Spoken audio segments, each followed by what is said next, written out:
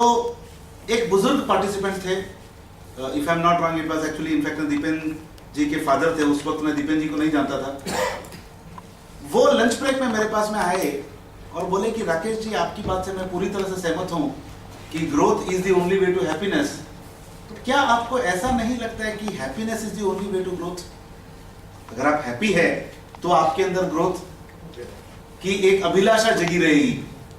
So the whole idea behind the whole theme of growth with happiness is growth के बिना happiness नहीं और happiness के बिना growth नहीं। जब हम बात करते हैं growth with happiness की, तो growth के 5 dimensions की हम लोग बात करते हैं। सबसे पहला dimension we said growth should be respectable, growth should bring a lot of respect। समाज में respect मिले, ऐसा growth हो तो growth में मजा आए। We spoke about growth should be scalable। पिछले सप्ताह हमने बात किया था कि हमारे एजुकेशन सिस्टम में कुछ बहुत अच्छी चीजें हैं, बहुत सारी ऐसी भी चीजें हैं जो शायद बड़ी एरिया ऑफ इंप्रूवमेंट की जरूरत है। बट एक बहुत अच्छी बात है हमारे एजुकेशन सिस्टम में कि एक क्लास में एक ही साल बैठने देते। आप पहली कक्षा में 2 साल आपको नहीं बैठने देते, और अगर बैठ गए तो आपको तिरस्कृत किया जाता है पूरे समाज में। पर कहीं ना कहीं पे जितने साल हम पढ़े उतने साल हमने ये नियम का पालन किया कि भैया एक क्लास में एक ही साल बैठना। और समय जैसे बदला तो सेमेस्टर सिस्टम आया कि अभी बोले कि साहब एक क्लास में 6 महीना बैठना आपको। थोड़ा और आगे बढ़े तो अभी आजकल ट्राइमेस्टर सिस्टम आया, अभी बोलते हैं कि साहब एक क्लास में 3 ही महीना बैठना आपको, उससे ज्यादा अगर आप बैठे तो आपको फेलियर बोलते हैं। पर बिजनेस में आके कहीं ना कहीं हमने ये लेसन को छोड़ दिया। Majority of the businesses in the world वो जहां है वही है, 5 साल से, 10 साल से, 12 साल से, 15 साल से, 20-20 साल से। साहब टर्नओवर बढ़ा है। टर्नओवर क्यों बढ़ा है? क्योंकि साहब रॉ मटेरियल का प्राइस बढ़ा है। एक रिटेलर बोला साहब 6 लाख का टर्नओवर करता था, आज 18 लाख का करता। मैंने कहा 6 लाख का कब करता था? बोले 7-8 साल पहले करता था। मैंने बोला भैया उस वक्त तुम्हारा आयोडेक्स का डब्बी 6 रुपए का आता था, आज वो आयोडेक्स का डब्बा 18 रुपए का हो गया है, तो 6 लाख का 18 लाख हुआ, तो उसमें ग्रोथ क्या किया?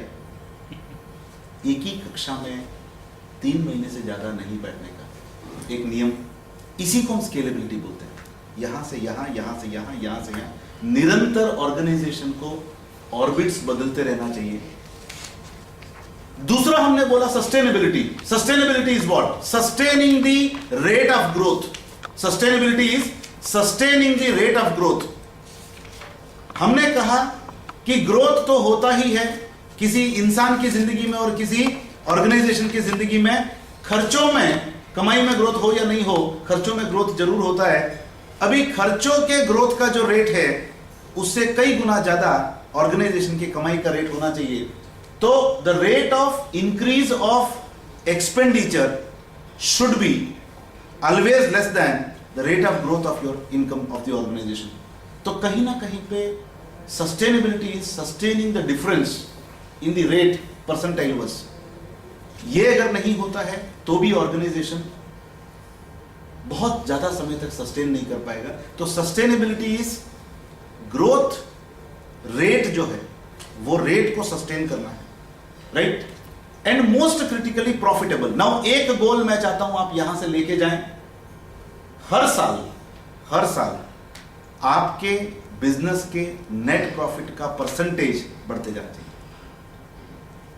आपके बिजनेस का, not in terms of absolute value, I am saying आपके बिजनेस का नेट प्रॉफिट का रेट, कोई 3% नेट प्रॉफिट था तो उसको 4, 4.5, 5 कैसे किया जा सकता है? कोई 5 वाला था तो उसको 7, 7.5, 8 कैसे किया जा सकता है? किसी का 8% का एनपी था तो उसको 9, 10, 11 कैसे किया जाए? Focus should be on very few vital objects. और मैं ऐसा कहता हूं कि आपको 5 वाइटल ऑब्जेक्ट्स के ऊपर आपको काम करे अगर ऑर्गेनाइजेशन, तो your organisation is bound to create value. Number 1 your vital, कुछ वाइटल ऑब्जेक्टिव्स में रेस्पेक्टेबिलिटी एक ऑब्जेक्टिव है, स्केलेबिलिटी एक ऑब्जेक्टिव है, सस्टेनेबिलिटी एक ऑब्जेक्टिव है, प्रॉफिटेबिलिटी एक ऑब्जेक्टिव है, and happiness to all the concerned, all the associated, all the stakeholder who are connected to the organization. इन सबके जीवन में अगर हैप्पीनेस होता है तो उसको हम होलिस्टिक ग्रोथ बोलते हैं. इसमें से एक भी पैरामीटर अगर नहीं है उसको होलिस्टिक ग्रोथ नहीं कहा जा सकता. It is like only shoulder thick हो रहा है, एक shoulder is like I am doing exercise only on one shoulder and then the body like walks like this, person walks like this, imbalance. Balanced growth is when you really grow in all the 5 dimensions. So, पिछले सप्ताह में हमने respectability की बात की, scalability की बात की, सस्टेनेबिलिटी की बात की और हमने बात की this is what, this is क्या करना चाहिए. Next slides we will talk about how to do it. और जहां तक बात है रेस्पेक्टेबल बनने की, तो सबसे पहला point was very very high ethical standards in the organisation. Very very high ethical standards in the organisation. क्योंकि जब आपके एथिकल स्टैंडर्ड्स ऑर्गेनाइजेशन के हाई होते हैं तभी समाज में रेस्पेक्ट मिलता है, और जब ऑर्गेनाइजेशन समाज में रेस्पेक्टेबल होती है तो इकोसिस्टम आपके ग्रोथ के लिए काम करता है. सेकेंड पॉइंट हमने बात किया था defining and practising the core values. हमारे नैतिक मूल्यों को डिफाइन करना और नैतिक मूल्यों को जीना. पिछली बार हमने बहुत सारे एग्जाम्पल्स हम लोगों ने बात किया था इस दिशा में. विजन टू एग्जीक्यूशन में बहुत सारे एग्जाम्पल्स हम लोगों ने इस दिशा में हमने बात किया. These are some very very few things, very very few set of practices, principles, जिनको अगर प्रैक्टिस किया जाए तो ऑर्गेनाइजेशन का ग्रोथ ऑटोमेटिकली होता है. क्योंकि मैं हमेशा से ऐसा मानता आया हूं, हमेशा से मैं ऐसा एडवोकेट करता आया हूं कि किसी भी ऑर्गेनाइजेशन के लिए आइडियल कंडीशन इज कि जब आपका कस्टमर आपका सेल्स फोर्स का पार्ट बने और आपका एम्प्लॉय जब वॉलंटियर बने. कस्टमर सेल्स फोर्स का पार्ट तभी बनेगा, कस्टमर आपके लिए सेल्स तभी करेगा जब आप उसकी नजरों में रेस्पेक्टेबल हो. रेस्पेक्ट तभी आता है जब हम अपने आप को नैतिक मूल्यों के आधार पर जीते हैं. एक छोटा सा case study. One company I am actually working right now, I am in the middle of vision to execution today. We are on the third day. It's a company called Sajan Pulse and Rice Mills, based in Daboi. We have 3 people from the organization today. Basically, एक beautiful practice है वहां पे, बहुत बहुत खूबसूरत practice है. They are in the business of buying the crop from the farmers and selling and processing it and selling it to the traders. To the wholesalers, retailers या दूसरे प्रोसेसिंग मिल्स को वो करते हैं. एक बहुत खूबसूरत सा प्रैक्टिस हम कल डिस्कस कर रहे थे, बिकॉज ऑफ विच आज वो ऑर्गेनाइजेशन का respect level is at the highest. वो बोलते हैं कि कस्टमर हमारे यहां से कोई प्रोडक्ट लेके जाता है, किसी भी कारण से वो बेच नहीं पाया या कुछ और भी हुआ, वो बोले कि कस्टमर कभी भी प्रोडक्ट वापस लाके दे सकता है. अगर उसके अगेंस्ट में कुछ लेके जाना है तो लेके जाओ, अगर नहीं लेके जाना तो पैसा लेके जाओ वापस, जब जरूरत होगी तो वापस आप आना, कोई बॉन्डेज नहीं. और एक छोटी सी प्रैक्टिस के कारण कस्टमर्स हमेशा दौड़ के इनके पास आते हैं कि भैया इन केस अगर कोई भी कारण से अगर प्रॉब्लम, प्रोडक्ट में प्रॉब्लम है या मार्केट में कुछ इश्यू है, व्हाटएवर, हमारे पीछे इनका सपोर्ट है, हमारे पीछे इनका सपोर्ट है. Farmers absolutely defined set of practices. जिस दिन आप प्रोडक्ट लेके आते हो कंपलसरी उसी दिन पैसा लेके जाओ. अगर वो रखना चाहे तो उसकी मर्जी है, पर जो आप प्रोडक्ट लेके आओ आपको 1 घंटा भी इंतजार नहीं करवाएंगे. और इसकी वजह से फार्मर्स का पहला चॉइस है सेल करने का, क्योंकि कभी भी फार्मर को पैसे के लिए घूमना नहीं पड़े. These are set of core values, जिसकी वजह से ये ऑर्गेनाइजेशन 0 से चालू करके today they are at a substantial height.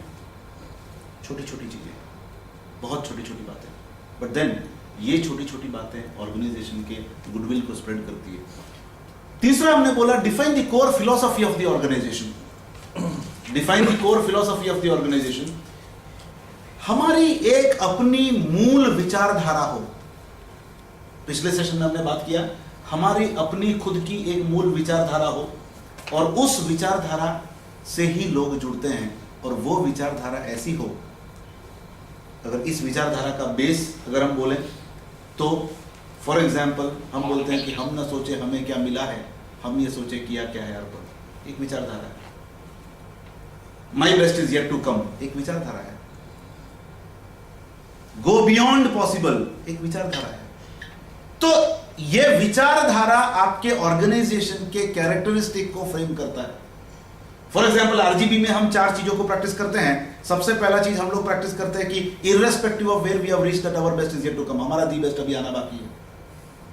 Second विचारधारा हमारा कि yesterday ended last night, whatever is existent and working is on the way to getting extinct। जो कुछ भी है और काम कर रहा है वो दुनिया से बाहर होने को है। तो yesterday ended last night, चलो let us really run fast and discover something new। Third, do it now, जो करना है let us do it now। and fourth, let's go beyond possible। ये 4 मूल विचारधाराएं जिससे ये पूरा ऑर्गेनाइजेशन का हर एक डायमेंशन प्रेरित है। और जो कुछ भी हम करते हैं यही 4 विचारधाराओं के साथ, यही 4 विचारधाराओं के इर्द गिर्द हम लोग करते हैं। नेक्स्ट हमने बात किया था पिछले सेशन में से वर्सेस डू गैप। सी होता क्या है, दुखी इंसान क्यों है कि वो इंसान सोचता कुछ है, बोलता कुछ है, करता कुछ है, दिखाता कुछ और ही है। इंसान सोचता कुछ है, बोलता कुछ और है, करता कुछ और है, दिखाता कुछ और ही है। कहीं ना कहीं पे ये चारों के बीच एकता आ जाए, हमारे थॉट में, हमारे शब्दों में, हमारे कार्यों में और हमारे दिखावे में, ये चारों में एकता आ जाए। और if there is a absolutely powerful alignment between say versus do, मैंने कहा कि से वर्सेस डू गैप होना चाहिए कि आप 18 बोल के 22 डिलीवर करो, ये गैप चलेगा। बट अगर आप 20 बोल के अगर 14 देते हो, ये नहीं चलेगा। Say versus do on the positive side is always recommended, but say versus do on the negative side is never recommended. To really become respectable, step number 5, it is to create a culture of contribution. हर इंसान ये सोचे मैं देने के लिए आया हूं। हर इंसान ये सोचे मुझे कुछ अर्पण करना है। हर इंसान ये सोचे कि क्योंकि सृष्टि का नियम ही है गिव एंड टेक, पहले बीज डालो, पहले डालो तो आने वाला जो है वो मल्टीप्लाई होके आएगा, और जो डालेंगे वो मल्टीप्लाई करके आएगा। तो ऑर्गेनाइजेशन का हर इंसान मुझे क्या मिलता है कि जगह पे मैं क्या दे सकता हूं, अगर इस विचारधारा के साथ में अगर हो तो ऐसा एक कल्चर क्रिएट जाए, किया जाए ऑर्गेनाइजेशन में। Step number 6, create absolute harmony within the team by aligning with the core purpose of the organisation. मकसद क्या ऑर्गेनाइजेशन का, और मकसद should always be talking about benefiting others। मैं और मेरा अगर मकसद है तो कहीं ना कहीं पे final result is always going to be disaster. If making money is the primary purpose of the organisation, अगर पैसा बनाना ही अगर प्राइमरी पर्पस है ऑर्गेनाइजेशन का, तो again ultimate result is going to be a disaster. But अगर एक ऐसा मकसद है जो पैसे से कई गुना ऊपर है, तो इतना पैसा आएगा जो हम शायद इमेजिन नहीं कर सकते।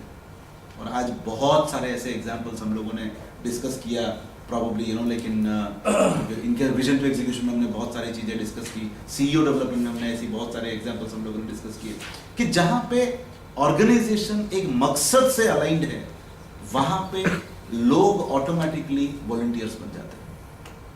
जब ऑर्गेनाइजेशन एक मकसद से प्रेरित है तो लोग ऑटोमेटिकली वॉलंटियर्स बन जाते हैं। एंड 7वां स्टेप रेस्पेक्टेबल बनने के लिए, deliver more than promised always to all the key stakeholders in the company. भले ही वो कंपनी के प्रोमोटर्स हो, भले ही वो कंपनी के कस्टमर्स हो, भले ही वो कंपनी के सप्लायर्स हो, भले ही वो कंपनी के बैंकर्स हो, लेंडर्स हो, इन्वेस्टर्स हो, एम्प्लॉइज हो, उनके फैमिलीज हो। नियत हमारी जितना प्रॉमिस किया है उससे ज्यादा देने वाली अगर होगी तो ग्रोथ ऑटोमेटिकली होगा। रेस्पेक्टेबिलिटी तभी आएगी जब हमारी नियत जितना प्रॉमिस किया उससे कई गुना ज्यादा देने की होगी, तो ऑटोमेटिकली रेस्पेक्ट आएगा। तो ये 7 स्टेप है for becoming creating a respectable organisation. Talking about scalability का फंडा बहुत सिंपल सा फंडा है, every day go beyond possible. और यही हमने बात किया कि change the orbit every 3 months minimum, trimester system मानो, और हर दिन ऐसा कुछ करो जो आपने आज से पहले कुछ कभी नहीं किया है। जरा याद करो, जब पहली बार बाइसिकल चलाना सीखे थे हम लोग, उससे पहले बाइसिकल चलाना आता था? हमने हिम्मत की, हम चढ़े तो गिरे, फिर भी कोशिश की, फिर गिरे, फिर भी कोशिश की। याद करो, अगर आपने स्विमिंग सीखा हो तो पहली बार जब पानी में उतरे थे कितना डर लगता था पानी में उतरने में, but then because you did something you never did before, you learn how to swim. Remember the first time you spoke on the stage, there was a lot of nervousness, ऐसा पहले कभी नहीं किया था, पर चूंकि मैंने वो किया तो आज probably from the time when I was not able to spell my own name, मैं बहुत अटकता था, बहुत हकलाता था बचपन में क्या, until I finished my engineering, until I got married rather। अगर कोई मुझे अपना नाम पूछता तो मुझे अपना नाम बोलने के लिए 3 मिनट का वक्त लगता, 2.5 से 3 मिनट का वक्त लगता, मैं थूक गिरता, मैं स्ट्रगल करता। और इतनी विषम परिस्थिति जहां पे मैं अपना नाम तक अगर कोई पूछता और नहीं बोल सकता, एक ही रीजन है कि आज अगर यहां तक पहुंचा हूं तो हर दिन मैंने जो शक्यता थी उसके आगे गया, बार बार गिरने को तैयार था। देखो, जो गिरने को तैयार नहीं है वो जिंदगी में कभी उठ नहीं सकता। And as an organisation also, those organisation which fail to do a lot of experiments, which fail to fail, will never be able to succeed. जो फेल होने में फेल होते हैं वो कभी सक्सेसफुल नहीं हो सकते। तो बहुत सारे निरंतर एक्सपेरिमेंट्स करते जाओ, और जो आज तक नहीं किया ऐसा कुछ निरंतर अटेम्प्ट करो। क्या होगा? हारोगे, गिरोगे, फिर खड़े होगे। जान तो नहीं देने वाला कोई, जान चली भी गई तो भी कुछ अच्छा काम करते हुए गई, लाइक वो रोज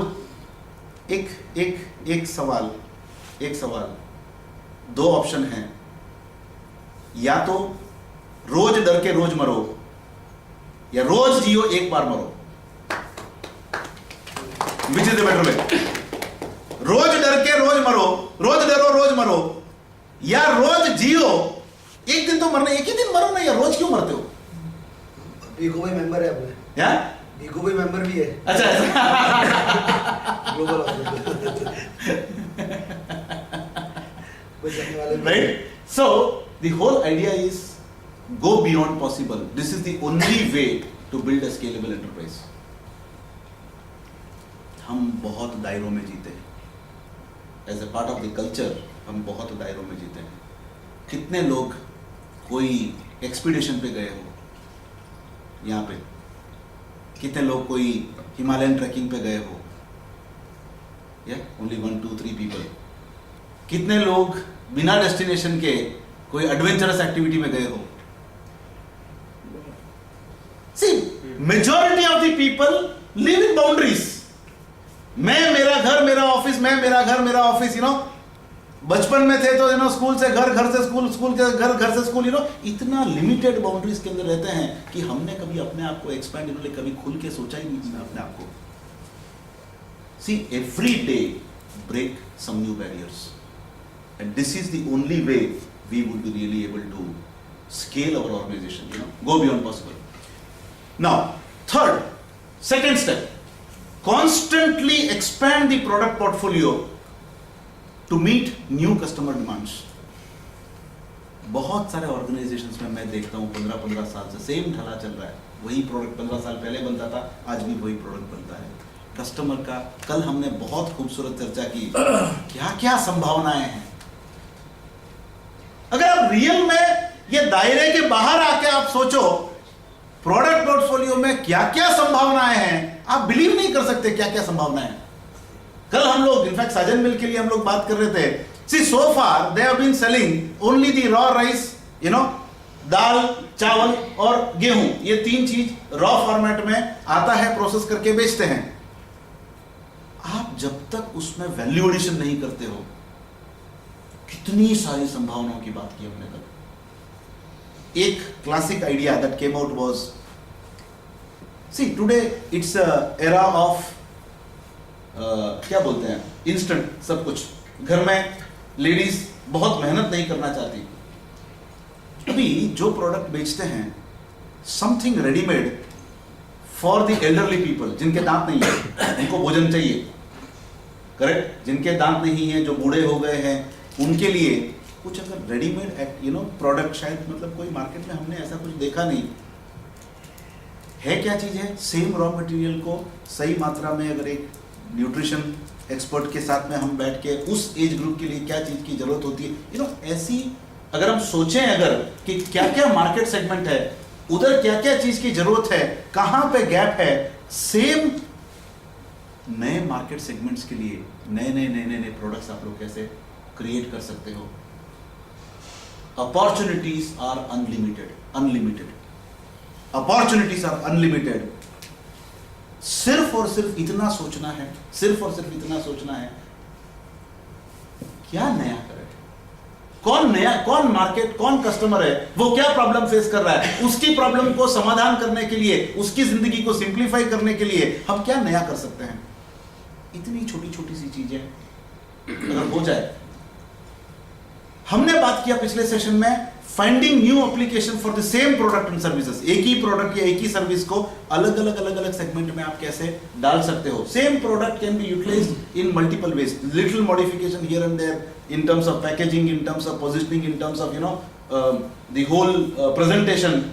आप सेम प्रोडक्ट को, सेम सर्विस को मल्टीपल मार्केट सेगमेंट में आप कैसे डाल सकते हो। Only that is the only way you can really scale your organisation. Third, build very strong distribution network. Point number 4, see आज जितने भी एमएनसीज है, वो एमएनसीज इसीलिए है, irrespective of the country, there are a lot of Indian MNCs as well। Multinational organisations multinational इसीलिए है क्योंकि उन्होंने बहुत स्ट्रॉन्ग डिस्ट्रीब्यूशन नेटवर्क बिल्ड किया। कोलगेट का पेस्ट देखो आप, गांव तक फैला हुआ है, गांव तक फैला हुआ है, करेक्ट। कोई ऐसा जगह नहीं है जहां पे वो प्रोडक्ट नहीं मिलता है। तो कैसे रोबस्ट डिस्ट्रीब्यूशन मैकेनिज्म्स हम लोग बिल्ड कर सकते हैं। Forge new relationship and master the art of collaboration. नए रिलेशनशिप को बनाना और साथ में मिलके काम करने की कला को मास्टर करना। आपके अंदर कुछ एक्सपर्टीज है, किसी और के अंदर कुछ और एक्सपर्टीज है, कोई बनाने में मास्टर है, कोई बेचने में मास्टर है। ये दोनों अगर कोलैबोरेट हो जाए, करेक्ट, कोई इंडिया में बहुत स्ट्रांग है, कोई जापान में बहुत स्ट्रांग है, ये दोनों लोग collaborate, see this is how the collaborations are build. तो ये art of collaboration is something that we really need to master and most critically build very strong base of trust in the hearts of banker and investors. अगर organisation को scale करना है तो बिना पैसे के, बिना वर्किंग कैपिटल के, बिना फाइनेंशियल बैकअप के आप ऑर्गेनाइजेशंस को स्केल नहीं कर सकते। एक आज की बहुत बड़ी सच्चाई है कि अगर आपके पास में बिजनेस मॉडल है, पैसा कभी भी कमी नहीं है आज की तारीख में, जितना चाहिए उतना पैसा। मैं आरजीबी फैमिली के कुछ मेंबर्स के यहाँ पे बैठा था एंड हम लोग चर्चा कर रहे थे। मुझे ऐसा बताया गया कि ऐसे लोग हैं दुनिया में आज की तारीख में जिनके पास में 4-5 हज़ार करोड़ रुपया पड़ा है, 4-5 हज़ार करोड़ रुपये पड़ा है। उनको सिर्फ कोई ट्रस्टेड लोग चाहिए जो उस पैसे को संभाल सके, बैच भी नहीं चाहिए। They do not even want interest also, उस पैसे को खाली संभाल सके। भी ऐसे सोर्सेस आपके पीछे होने चाहिए, तभी आप बिजनेस को स्केल कर सकते। उनके अंदर आप कैसे बहुत स्ट्रॉन्ग ट्रस्ट आप बिल्ड कर सकते हो। नंबर 2, नाउ बात आती है स्केलेबिलिटी की, बात आती है सस्टेनेबिलिटी की। सस्टेनेबिलिटी कब आती है? सस्टेनेबिलिटी का मतलब क्या है? जो रेट से हम ग्रोथ कर रहे हैं उस ग्रोथ रेट को हम बरकरार रखें, ग्रोथ रेट को बरकरार रखें। तो सस्टेनेबिलिटी होती है एवोल्यूशन से, निरंतर ऑर्गेनाइजेशन निरंतर निखरे, ऑर्गेनाइजेशन निरंतर निखरे।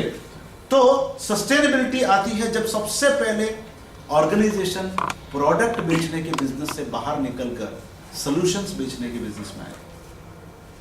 प्रोडक्ट बेचने के बिजनेस से बाहर निकलकर सॉल्यूशंस बेचने के, तो क्या होगा, कस्टमर आपको छोड़ के नहीं जाएगा। प्रोडक्ट बेचते हो तो प्रोडक्ट तो कोई और भी बेचेगा, सॉल्यूशंस बेचने वाली जो कंपनियां हैं उनके साथ में रिलेशनशिप जो है नॉर्मली बहुत स्ट्रॉन्ग हार्नेस होते हैं। सो